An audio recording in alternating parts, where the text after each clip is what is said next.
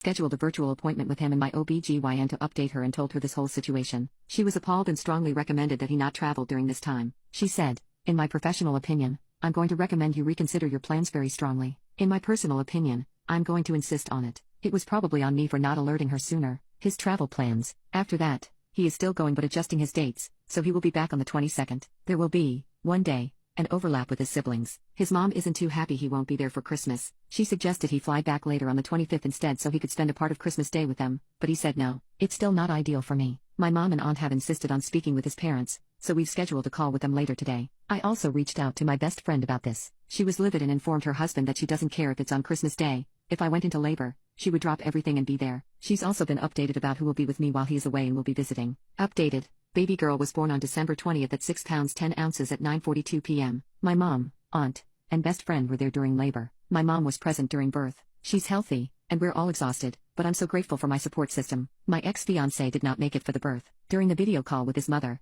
my mom told her that he needed to come back immediately. Otherwise, she would be taking me home, and they would not be welcome to visit the baby. It was a very heated call, but the outcome was that my mom and aunt packed up my things, and we went back to my parents' house where I currently am still residing. It hurt a lot. I had a very upsetting phone call with him about his priorities now that we were literally down to the wire, and the conversation ended without much resolution. He hung up on me. I messaged him after our daughter was born to let him know I had given birth and that she was healthy. He tried to video call a lot after that, but I didn't pick up. He returned home on the 22nd as planned. Of course, I wasn't at the condo. I think they all thought my mom was bluffing. He tried to come by my parents' house many times and, at one point, sat outside in his car for hours when my mom and aunt wouldn't let him in. Finally, on Christmas Day, we let him see his daughter, and he and I discussed our future. My mom and aunt have been very vocal about breaking off the engagement, and I agreed that after the call with his parents, I didn't want to be involved with a family that was so selfish. He told me his mother was very insistent he goes on this trip to show his family that he wanted to mend his relationships with them and that his sister-in-law had been saying some awful things about me to him and his parents. I had told her some things in confidence a couple of years ago about some issues I was having with him,